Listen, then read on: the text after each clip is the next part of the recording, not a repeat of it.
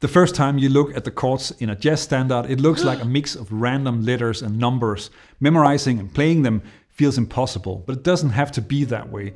In this video, I'm gonna show you 3 simple exercises that stop you from drowning in chords when you're learning jazz. With that approach, jazz songs make sense and learning them becomes 100 times easier. And that means that you can spend more time on what really matters: making music.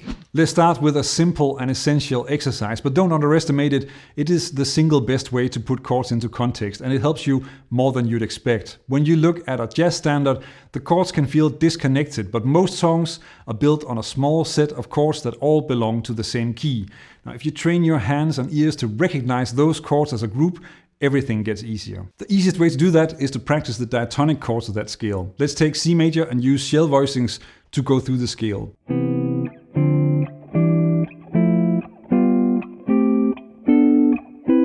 Let me quickly just explain what diatonic chords are. If you have a scale, in this case the C major scale, for each note in that scale you can build a chord, and those chords together are the diatonic chords. Now you want to work on this with the shell voicings until it's easy to play in time, but there is actually another variation of this exercise that I'll get to in a bit, which does something else that is both fun and important. The exercise with the basic shell voicings helps you learn the chord shapes, understand how the chords sit in the key, and you start building an overview of that key on the fretboard. Let's move this into a song. So take a look at Fly Me to the Moon. The song is in C major, which means that when you look at it, you are aware of the diatonic chords of C major. Now that helps you playing the chords, but also seeing them together as a group. And in this case, it kind of explains most of the harmony and helps you find them on the fretboard because you already practiced those chords together. You probably already do this with some progressions. If you know that you're in C major, then a G7 or a D minor 7 are not mysterious chords. You know what they are. And like this, you're just expanding that context and connecting chords, moving away from random letters and symbols that you have to try to learn by heart. Of course, this doesn't explain all the chords in the song, but don't worry, we'll get to the rest later in the video. The next step is expanding that exercise. Try playing through all the diatonic chords of a key, starting from both 6th string and 5th string roots. Begin on the lowest available chord on that string set and work your way up. This builds your fretboard knowledge and gives you a strong overview of the diatonic chords of that scale. Now, this isn't just useful for shell voicings. You can apply the same approach to other common types like drop 2 voicings or drop 3. For more specific voicings, especially ones with lots of extensions, it's not always efficient to drill every single version through all 12 keys. You're just not going to use all of them. But exploring voicings this way is still extremely valuable and often a lot of fun. It trains your ears, strengthens your theory, and helps you find new chords and sounds. Take this rootless G7 913 as an example. This chord belongs to C major. It's essentially a G7 with unaltered extensions, but if you move the same shape down the scale, keeping it diatonic, you get some interesting results.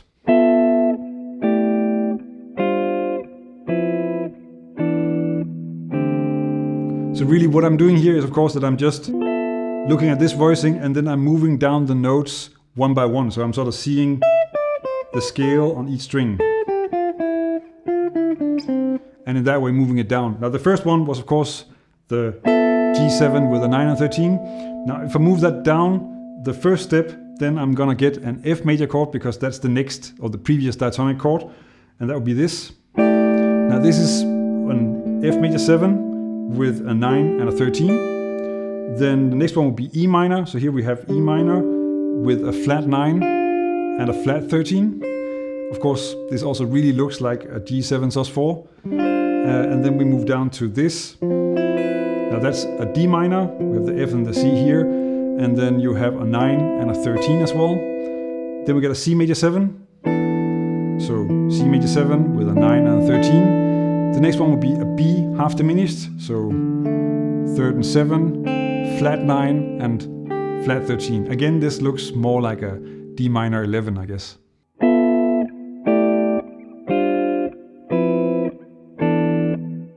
Rootless voicings like these leave a lot of room for interpretation, and I really like this shape, which of course is F major 7 with a 9 and a 13. Now it's easy to play and it sounds great if you use it as an F major 7. So we can take it out of this and then use it as an F major 7 in the key of F, and that gives us a beautiful sound like this.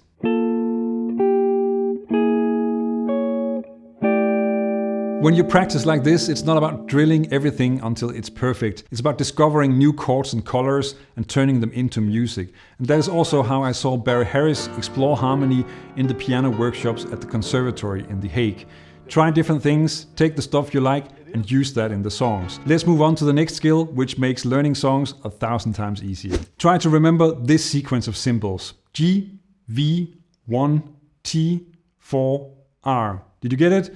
It just seems random, but now look at it again. Suddenly it's something familiar, and that's the power of chunking information, grouping symbols into ideas that you already know. And once you have the context, it gets a lot easier to understand what's going on. And that's exactly how pros think about chord progressions. Instead of memorizing 12 isolated chords, you memorize 4 musical phrases. You're not reading a sentence letter by letter, you're reading words. Take the song Solar. It looks complex, but when you break it down, it's mostly 2-5-1 progressions. First, a 2-5-1 in F major, then in E flat major, then a quick 2-5-1 to D flat, and finally a minor 2-5 back to C minor. These are patterns that you probably already know, but you want to go beyond just major and minor 2-5-1s. Another essential progression is a turnaround, mostly played as a 1-6-2-5.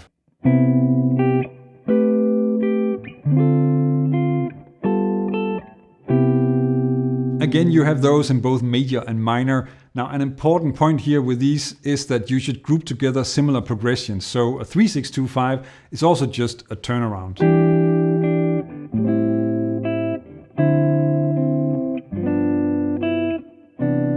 Thinking in larger groups helps you be more flexible with the songs and able to adapt on the fly when playing with others.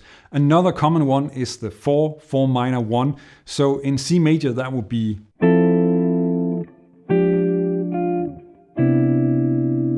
F major 7 to the 4 minor F minor 6 down to C major 7. This is also a progression with a lot of variations, and many of them are incredibly beautiful. A common variation is also to use the B flat 7, so the dominant on the 7th degree instead of the 4 minor chords. In this case that would be a B flat 7 instead of the F minor 6. It's really the same function, it's almost the same chord. Check this out. It's also very practical to see more static progressions as one chunk, like a minor line cliché.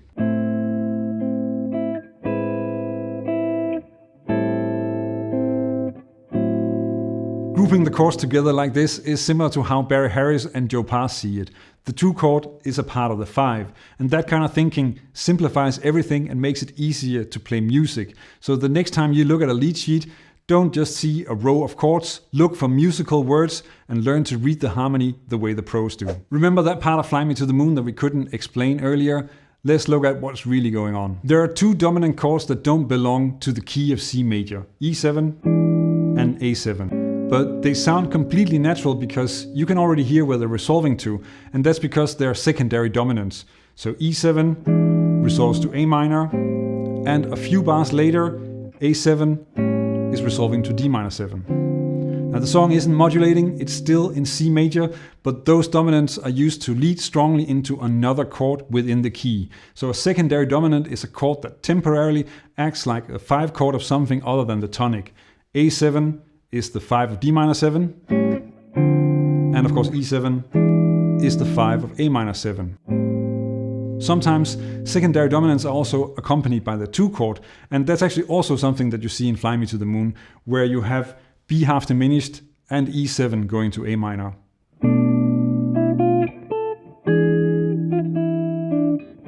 Since secondary dominants and 2/5 show up so often in standards, it makes sense to practice them in context.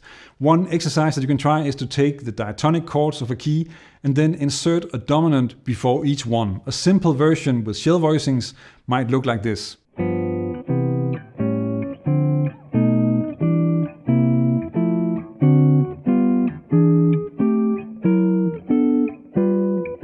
You can also take this idea further by practicing secondary cadences. That means adding a complete 2/5 in front of each chord in the key, but adapting the cadence depending on whether you're resolving to a major or a minor chord. Let's try this in F major. If the target chord is B flat major 7, so the 4 chord, then you play a major 2/5. And if the target chord is a minor chord like G minor 7, the 2 chord in F, then you use a minor 2/5. To really hear the difference between these cadences, I'm using full voicings with more extensions, not just the shell voicings.